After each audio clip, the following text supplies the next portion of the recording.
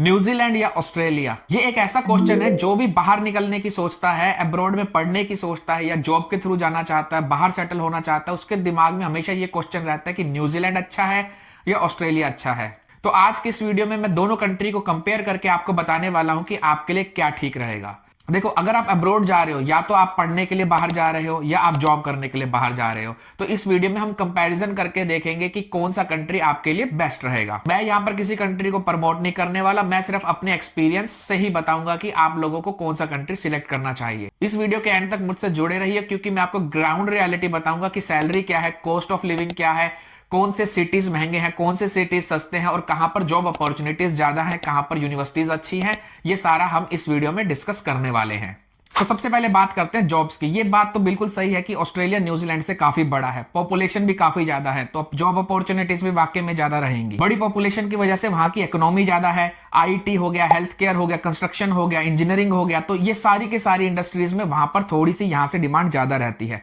मगर एक इसका सेटबैक भी आपको देखने को मिल सकता है कि ज्यादा पॉपुलेशन के साथ वहां पे कंपटीशन भी बढ़ रहा है, यूनिवर्सिटीज की फीस भी ज्यादा है और काफी सारे इंडियंस आज की डेट में वहां पर पहुंच चुके हैं। अगर यही मैं न्यूजीलैंड की बात करता हूं, तो यहां पर जो है वर्क लाइफ बैलेंस अच्छा है, वर्क कल्चर भी मेरे को लगता है ऑस्ट्रेलिया से थोड़ा ज्यादा अच्छा है। जब मैं अपने दोस्तों से बात करता हूं तो मुझे लगता है कि यहां पर personally I feel that work life balance is much more better than Australia. और न्यूजीलैंड में एक बात अच्छी है कि यहां पर कंस्ट्रक्शन में, आईटी इंडस्ट्री में, हेल्थ केयर के अंदर और ट्रेड जॉब्स के अंदर डिमांड पिछले 4 या 5 सालों से मैं देख रहा हूं हमेशा ही बनी हुई है।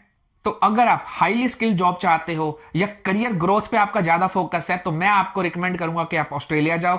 अगर आप फैमिली के साथ, वर्क लाइफ बैलेंस के साथ अपनी जिंदगी गुजर बसर करना चाहते हो, तो उसके लिए न्यूजीलैंड से बेस्ट ऑप्शन मुझे नहीं लगता कि पूरी दुनिया में कोई और भी है। तो ये तो हमने बात करी जॉब्स की। तो अब मैं आपको बताता हूं सैलरीज के बारे में। सैलरीज के बारे में भी अगर हम ऑस्ट्रेलिया की बात करें तो कुछ सिटीज में, ऑकलैंड या फिर क्राइस्टचर्च, हैमिल्टन, यहां से थोड़ी सी सैलरीज ज्यादा है। सैलरी ज्यादा है। अगर हम सिडनी की बात करें तो वहां पे कॉस्ट ऑफ लिविंग भी थोड़ी ज्यादा है। एग्जाम्पल के लिए आईटी प्रोफेशनल हो गया, नर्सिस हो गया, इलेक्ट्रीशियन हो गया, कंस्ट्रक्शन वर्कर हो गया, तो ये सब में ऑस्ट्रेलिया के अंदर एवरेज सैलरी न्यूजीलैंड से थोड़ी सी ज्यादा है।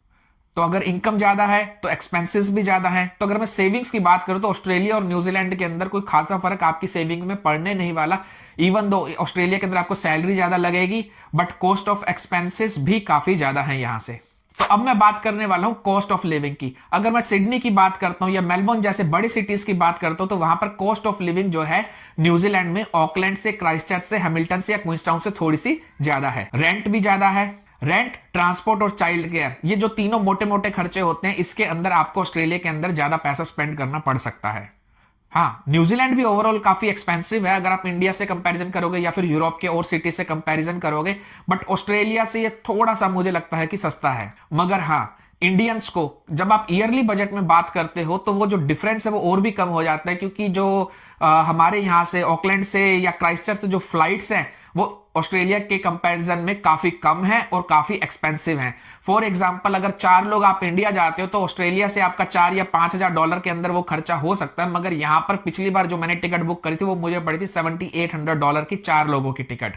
तो 2 से $2,500 का सीधा फर्क यहां पे आ जाता है। अगर मैं मंथली बात करूं उसकी, तो $200 से $300 अगर मैं पर मंथ कहूं तो ये आपका खर्चा जो है फ्लाइट के टिकट्स में चला जाएगा। अगर मैं ब्रिस्बेन या एडलेड ऐसे कुछ सिटीज की बात करता हूं तो वो ऑकलैंड के मुकाबले जो है काफी लेस एक्सपेंसिव है। अगर मैं इसको हायरार्की में बात कर लूं तो फिर Sydney, Melbourne, Auckland, Christchurch, Queenstown, फिर उसके बाद आपका आएगा ब्रिस्बेन, क्वींसलैंड, एडलेड। और न्यूजीलैंड के अंदर जो कि थोड़े से जो सस्ते सिटीज हैं वो हैं आपके टोरंगा और हैमिल्टन। इसलिए जब अगर आप बाहर आने का सोच रहे हो तो आप कंट्री से ज्यादा सिटी की तरफ ध्यान दो। हो सकता है कि कंट्री आपको लगे कि ऑस्ट्रेलिया ओवरऑल सस्ता है या फिर ऑस्ट्रेलिया महंगा है, ये सारा डिपेंड करता है सिटी के ऊपर। अगर आपका कोई फ्रेंड मान लो पर्थ में काम करता है या फिर एडलेड में काम करता है, वो कहेगा कि ये तो कंट्री बहुत सस्ता है, ठीक है, आपको हो सकता है कि लगेगा कि ये इंडिया से थोड़ा सा एक्सपेंसिव है और आपका जो है इस सैलरी में मैनेज हो जाएगा।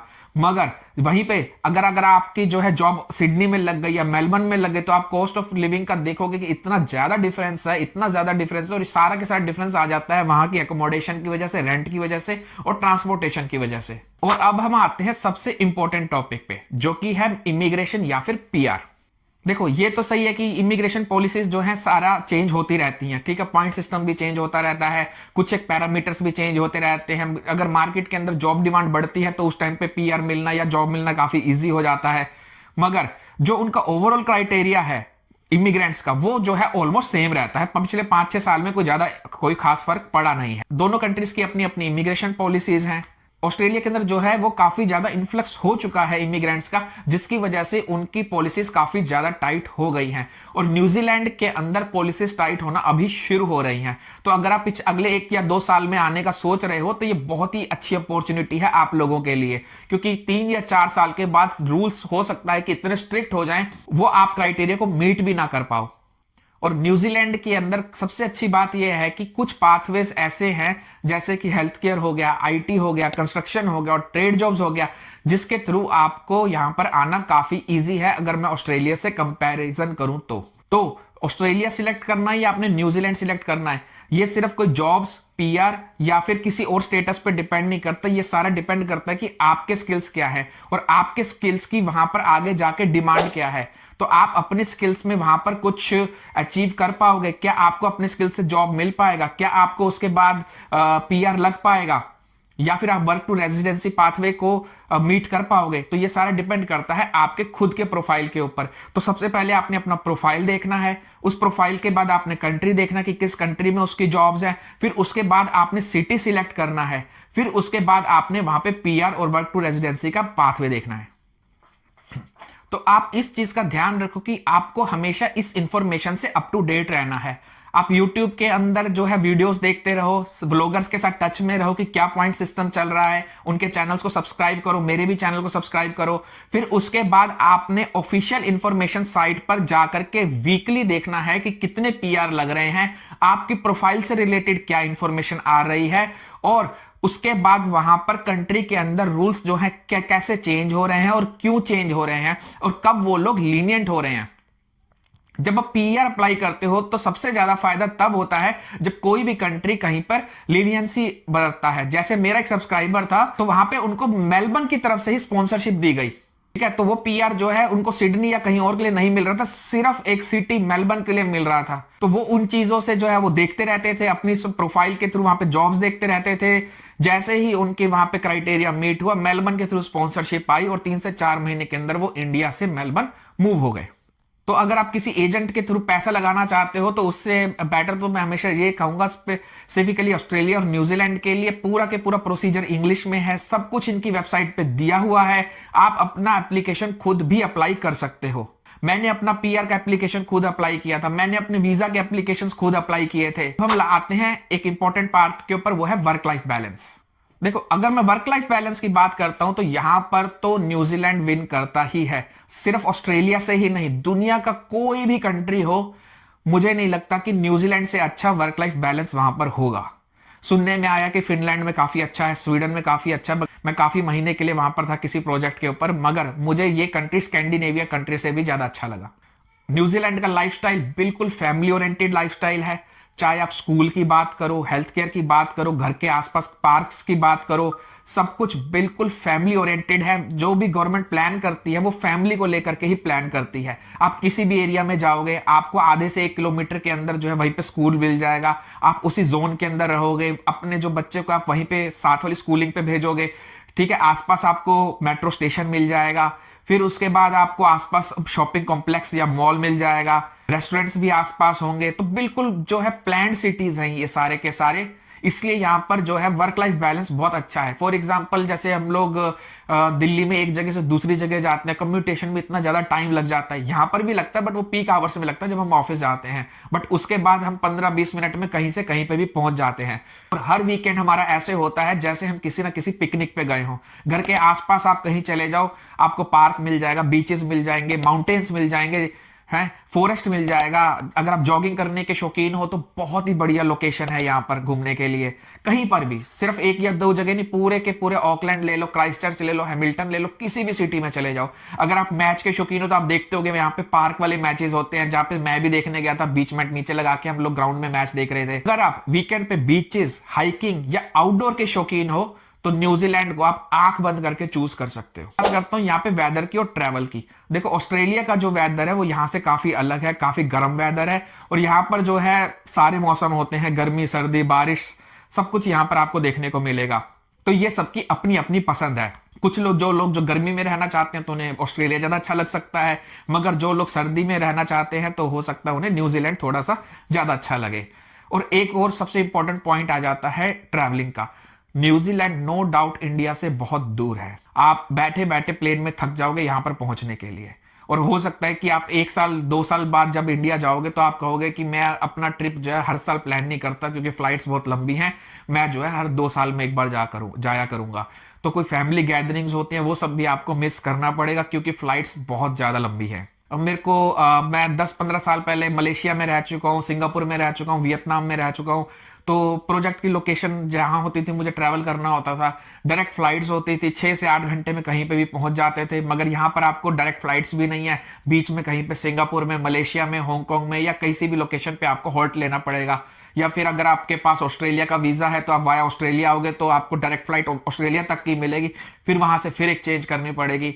तो जो ट्रैवलिंग के हिसाब से, फैमिली के हिसाब से हो जाता है कि बहुत ज्यादा आपको खजल खराबी लगती है और साल में एक बार ही प्लान किया जा सकता है। तो टिकट भी एक्सपेंसिव है और फ्लाइट्स के ऑप्शंस भी ऑस्ट्रेलिया के मुकाबले काफी कम है। मैं बात करता हूं इंडियन कम्युनिटी की। ऑकलैंड में काफी बड़ी इंडियन कम्युनिटी है, मगर सिडनी या मेलबर्न के मुकाबले काफी लोग आपको लगेंगे कम है। क्यों? क्योंकि वहां पे ऑस्ट्रेलिया के अंदर इंडियन कम्युनिटी काफी बड़ी है। तो यहां पर भी ग्रोसरी शॉप्स की बात करूं, रेस्टोरेंट्स की बात करूं, तो कंपैरेटिवली सिडनी, मेलबर्न, ऑकलैंड में आपको यहां पे देखने को मिलेंगे, आपको कोई भी किसी भी तरह का डिफरेंस नहीं मिलने वाला। बट हाँ, ऑस्ट्रेलिया बड़ा है तो वहां पे नंबर ऑफ रेस्टोरेंट्स भी ज्यादा है, पॉपुलेशन ज्यादा है, मगर मुझे कुछ खास फर्क वहां पे लगता नहीं। मैं सिडनी में भी रहा था, मेलबर्न में भी गया था और ऑकलैंड में भी गया, तो इनफैक्ट मुझे तो ऑकलैंड ज्यादा अच्छा लगता है क्योंकि यहाँ पर जो है चीजें, छोटा सिटी रहता है तो थोड़ा आसपास ही आपको सब कुछ मिल जाता है। तो चलो अब मैं बात करता हूँ फाइनली मेरी रिकमेंडेशन की। देखो, अगर आप करियर ओरिएंटेड हो तो आप ऑस्ट्रेलिया जाओ। अगर आप फैमिली ओरिएंटेड हो, वर्क लाइफ बैलेंस चाहते हो तो आप न्यूजीलैंड आओ। अगर आप बड़ी अपॉर्चुनिटीज चाहते हो, बिगर अपॉर्चुनिटीज चाहते हो कि मैं बाहर आया हूं पढ़ने के लिए, अब 5-6 साल के बाद मैं करियर ग्रोथ में जाऊं, तो फिर आप ऑस्ट्रेलिया जाओ। अगर आप एक्सपीरियंस्ड हो, 8-10 साल का आपका एक्सपीरियंस है, आपके बच्चे अभी छोटे हैं और आप फैमिली के साथ टाइम स्पेंड करना चाहते हो, तो आप न्यूजीलैंड आओ। मेरे से पूछते हैं कि मैंने क्यों चूज किया। देखो, मेरे सिंपल सी चीज थी, मैंने जिंदगी में काफी ज्यादा ट्रैवलिंग मैं कर चुका था, 40-45 कंट्रीज में घूम चुका था। उसके बाद मेरे को एक पीसफुल लाइफस्टाइल चाहिए था, बेटर वर्क लाइफ बैलेंस चाहिए था, और मैं एक नॉन ट्रैवलिंग जॉब चाहता था। मैं एक लेस क्राउडेड एनवायरनमेंट में भी रहना चाहता था और मैं नेचर के क्लोज रहना चाहता था। तो ये मेरा रीजन था, तो इसलिए मैंने न्यूजीलैंड चुना जैसे ही मेरे पास अपॉर्चुनिटी आई। तो देखो, बेस्ट कंट्रीज वो नहीं होता जो कि सोशल मीडिया, यूट्यूब या फेसबुक पे ट्रेंड कर रहा होता है। बेस्ट कंट्री पर्सनल चॉइस के ऊपर डिपेंड करता है। देखो, मैं तो सिर्फ यहां पर आपको ये गाइड कर सकता हूं कि ये कंट्री सेफ है, जॉब अपॉर्चुनिटीज भी ठीक ठाक है, स्कूलिंग काफी अच्छी है यहां पर, और इंडियन कम्युनिटी भी काफी बड़ी है। उसके बाद डिसीजन जो है वो आपको लेना होगा कि आप अपनी लाइफ में क्या करना चाहते हो, उसके ऊपर आपका सारा के सारा डिपेंड करता है। तो इस वीडियो के बाद आपको क्या लगता है कि अगर आपको कुछ सिलेक्ट करना है, अगर आप जा रहे हो या नहीं जा रहे हो वो एक अलग चीज है, अगर आपको ऑस्ट्रेलिया और न्यूजीलैंड में से कुछ सिलेक्ट करना है तो आप क्या सिलेक्ट करोगे और क्यों? अगर आप दोनों कंट्री में रह चुके हो तो अपना एक्सपीरियंस मेरे साथ जरूर शेयर करना। वीडियो हेल्पफुल लगी हो तो इसको लाइक करो और अपने फ्रेंड्स के साथ शेयर करो, और मेरे चैनल को सब्सक्राइब जरूर करना। तो चलो मिलते हैं अगले वीडियो में।